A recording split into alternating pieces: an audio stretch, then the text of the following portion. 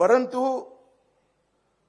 दिल्ली के अंदर ये 10 साल में 68,000 करोड़ के इंफ्रास्ट्रक्चर के काम नरेंद्र मोदी सरकार ने किए।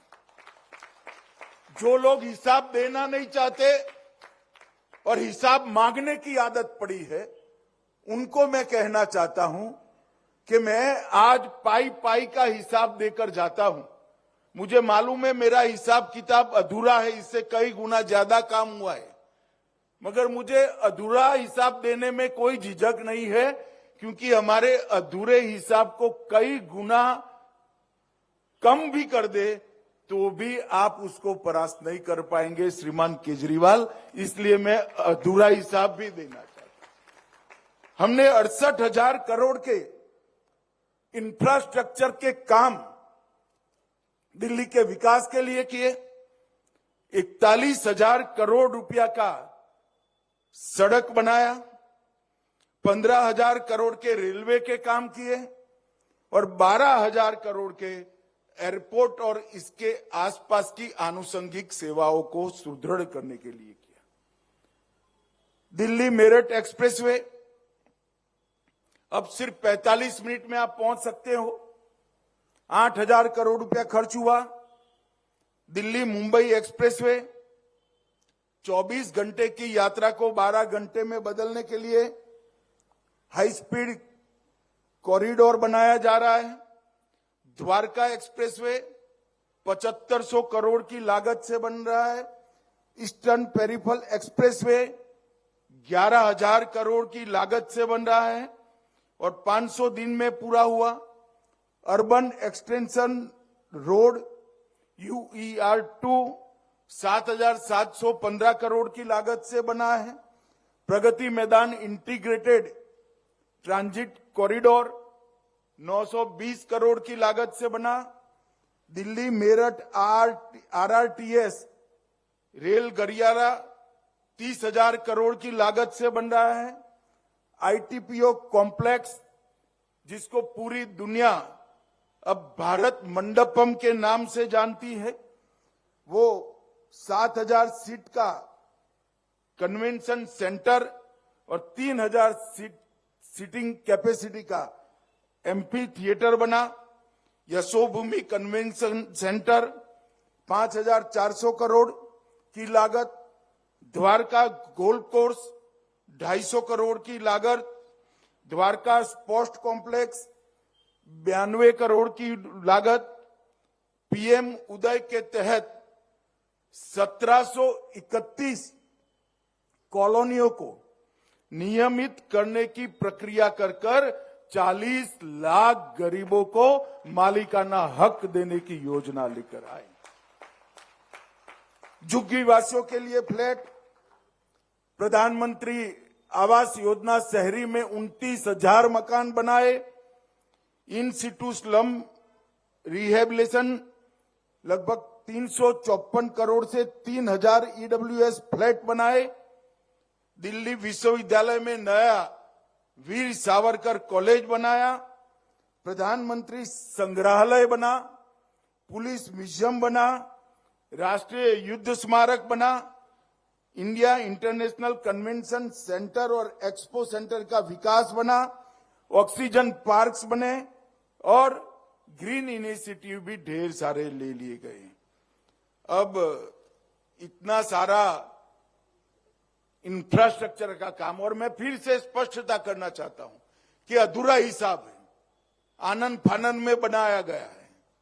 मैं दिल्ली के चुनाव के मैदान में आऊंगा तब पूरा हिसाब लेकर आऊंगा केजरीवाल जी, मगर मैं आपको पूछना चाहता हूं कि आपने क्या किया, इसका जरा हिसाब दिल्ली वासियों को दीजिएगा।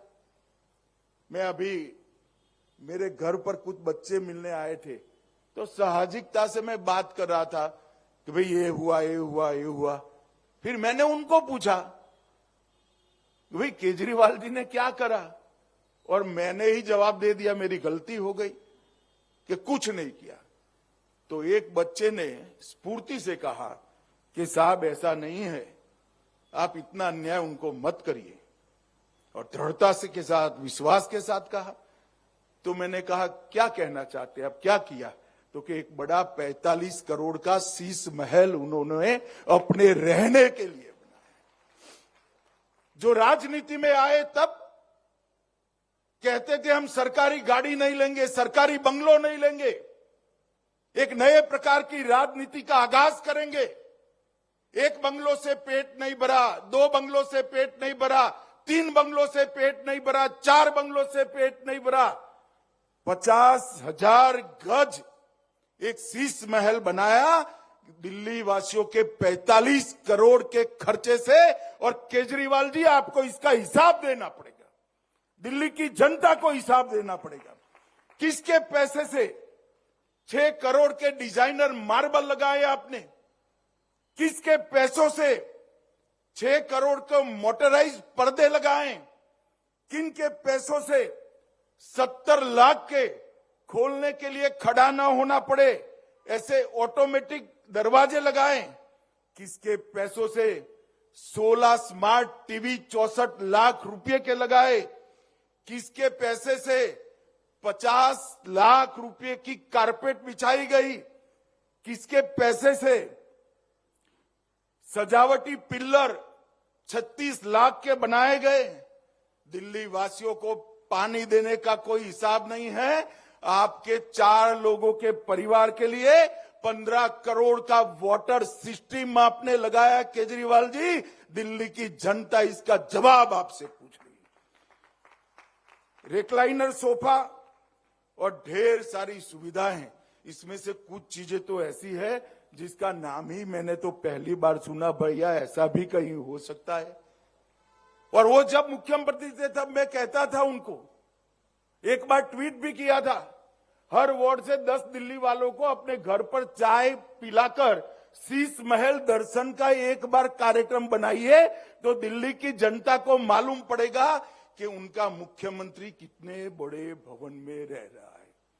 भाइयों बहनों, दिल्ली के इंफ्रास्ट्रक्चर के लिए जब काम करने का मौका मिला, 10 साल का मौका मिला, और उस वक्त उन्होंने क्या किया?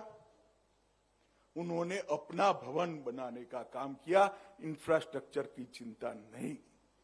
और ध्यान भटकाने वाले मुद्दों पर आप आगे बढ़ते हो। भाइयों बहनों, ये केजरीवाल जी अन्ना हजारे के भ्रष्टाचार विरोधी आंदोलन की प्रोडक्ट। मैंने अभी कहा, सुषमा जी ने 12 लाख करोड़ के घपले घोटाले भ्रष्टाचार को उजागर किया था। अन्ना हजारे ने वो भ्रष्टाचार के खिलाफ आंदोलन किया, और वो भ्रष्टाचार के खिलाफ आंदोलन के बाद जो केजरीवाल कहते थे हम कभी राजनीति में नहीं आएंगे, अन्ना बेचारे रालेगांव सिद्धि में वापिस चले गए। इन्होंने एक पार्टी बनाई और मुख्यमंत्री बने। हमें कोई आपत्ति नहीं, मुख्यमंत्री बनकर आपने किया। शराब का घोटाला किया, मोहल्ला क्लिनिक के नाम पर करप्शन किया, टेस्टिंग के नाम पर, दवाओं के नाम पर करप्शन किया, 16 स्ट्रीट का करप्शन किया, सीसीटीवी कैमरा के नाम पर करप्शन किया, बस खरीदने में घोटाला किया, और सबसे बड़ा घोटाला निजी सुविधाओं के लिए शीश महल का करने का काम केजरीवाल जी आपने किया है। दिल्ली की जनता को आपको जवाब देना पड़ेगा, और दिल्ली की जनता इसका जवाब मांगेगी। और मैं केजरीवाल जी को कहना चाहता हूं, केजरीवाल जी हम पर जो आरोप लगाना है लगाइए, जनता फैसला करेगी, मगर आप शीश महल का जवाब दिल्ली की जनता को जरूर दीजिए। भाइयों बहनों, केजरीवाल का जो रास्ता है वो भारतीय जनता पार्टी के लिए अभिप्रेत नहीं है। हमने तो आयोजनबद्ध तरीके से शहरों का विकास करने का मोदी जी के नेतृत्व में ठाना है, और आज इसकी ही एक कड़ी ये सुषमा स्वराज भवन बनी है। यहां पर सुरक्षा के साथ हमारी कामकाजी बहनें, बच्चियां रहेगी, अपनी कैरियर को एक शेप दे पाएगी, और समाज के बीच में उन्नत मस्तक के साथ अपने अस्तित्व को वो उजागर करेगी। मैं फिर से एक बार एनडीएमसी एलजी साहब और यहाँ की एमपी तीनों को बहुत बहुत साधुवाद और शुभकामनाएं देकर मेरी बात को समाप्त करता हूं। वंदे मातरम, भारत माता की जय।